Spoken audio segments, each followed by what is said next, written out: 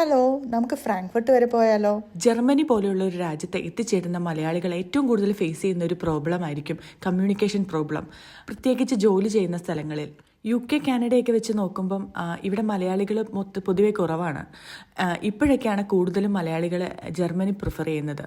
എൻ്റെ ഹസ്ബൻഡ് ഇവിടെ വന്നപ്പോഴും ആള് കുവൈറ്റിൽ നിന്ന് വന്നതുകൊണ്ട് തന്നെ അവരുടെ ഫ്രണ്ട്സ് ഗ്യാങ് എല്ലാം ഫ്രാങ്ക്ഫർട്ടിലാണ് അവരൊക്കെ പോയേക്കുന്നത്. അതുകൊണ്ടാണ് ഞങ്ങൾ അവരെ മീറ്റ് ചെയ്യാനായിട്ട് അങ്ങോട്ട് പോകുന്നത്. അങ്ങനെ കൊളോണിലെ മെയിൻ റെയിൽവേ സ്റ്റേഷനിലെത്തി. ഇവിടെ നിന്നാണ് നമുക്ക് IC ട്രെയിൻ കിട്ടുന്നത്. ഇവിടെ നിന്ന് നമുക്ക് പല പല ട്രെയിനുകൾ കാണാം കേട്ടോ. നമ്മുടെ ഇൻ്റർസിറ്റി കാണാം, ഫ്ലിക്സ് ട്രെയിൻ കാണാം, RE കാണാം, അതുപോലെ തന്നെ ICയും കാണാം. ഇതാ ഞങ്ങൾക്ക് പോകാനുള്ള ട്രെയിൻ എത്തിയിട്ടോ. ഈ ICക്ക് ഫ്രണ്ടിലാണ് ഫസ്റ്റ് ക്ലാസ് ഉള്ളത്. ഞങ്ങൾ ഫസ്റ്റ് ക്ലാസ്സിനാണ് പോകുന്നത്. ഈ ഫസ്റ്റ് ക്ലാസ് എടുത്തത് ഒരുപാട് കാശുണ്ടായിട്ടൊന്നും അല്ല കേട്ടോ. ഞങ്ങൾ ഈ ട്രിപ്പ് നേരത്തെ പ്ലാൻ ചെയ്ത് നേരത്തെ തന്നെ ടിക്കറ്റ് എടുത്തു. അതുകൊണ്ട് തന്നെ ഒരുപാട് കാശൊന്നും ആയില്ല. ഇതാണ് ICയിലെ ഫസ്റ്റ് ക്ലാസ്. ആരുമില്ല, ഞങ്ങൾ മാത്രം. ഇനി വരുന്ന സ്റ്റേഷനിൽ കയറുമോയെന്നൊന്നും അറിയില്ല. പക്ഷേ ഇപ്പം നിലവിൽ ഞങ്ങൾ മാത്രമേ ഉള്ളൂ. ആദ്യമായിട്ട് IC കയറിയതിൻ്റെ എക്സൈറ്റ്മെൻ്റാണ് ഈ മുഖത്ത് കാണുന്നത്.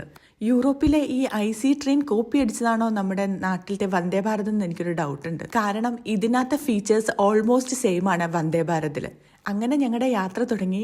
അടിപൊളി കാഴ്ചകളൊക്കെയാണ് അവിടെയും ഇവിടെയും. ക്യാമറ നിലത്ത് വെക്കാനേ സമയം ഉണ്ടായിരുന്നില്ല. കുക്കുടുമൊക്കെ എക്സൈറ്റ്മെൻറ്റിൻ്റെ അങ്ങ് പീക്കിലാണ്, ഭയങ്കര സന്തോഷത്തിലാണ്. പിന്നെ ഒരു ബോഗി എടുത്തിട്ടുണ്ടെങ്കിൽ അതിൻ്റെ നടുക്കത്തെ സീറ്റാണ് അങ്ങോട്ടും ഇങ്ങോട്ടും ഇരിക്കുന്നത്, അതുപോലെ ടേബിളുള്ളത്. ബാക്കി സീറ്റുകൾക്കൊന്നും ടേബിളില്ല. നോർമലി ഈ ടേബിൾ സീറ്റ് നമുക്ക് ബുക്ക് ചെയ്താണ് എടുക്കേണ്ടത്. ആരും ഇല്ലാത്തതുകൊണ്ടാണ് ഞങ്ങളിപ്പോൾ അവിടെ ഇരിക്കുന്നത്. ഞങ്ങൾ സ്പെഷ്യലായിട്ട് ബുക്ക് ചെയ്തിട്ടില്ല. ഈ കാണുന്ന ലൈറ്റ് ഫെസിലിറ്റി എല്ലാം വന്ദേ ഭാരതിലും ഉണ്ട് കേട്ടോ. ഇതിനകത്തെ വിൻഡോയ്ക്കിടെയൊക്കെ ഗ്ലാസ് ഭയങ്കര വലുതായതുകൊണ്ട് തന്നെ നമുക്ക് പുറത്തേക്ക് നോക്കി കാഴ്ചകൾ കണ്ടിരുന്ന് പോവാൻ നല്ല രസമാണ്. ഞങ്ങൾ ഫ്രാങ്ക്ഫർട്ട് എത്തിയിട്ടും ആരും ഉണ്ടായിരുന്നില്ല, ഞങ്ങൾ മാത്രമേ ഉണ്ടായിരുന്നുള്ളൂ ആ ബോഗിയിൽ.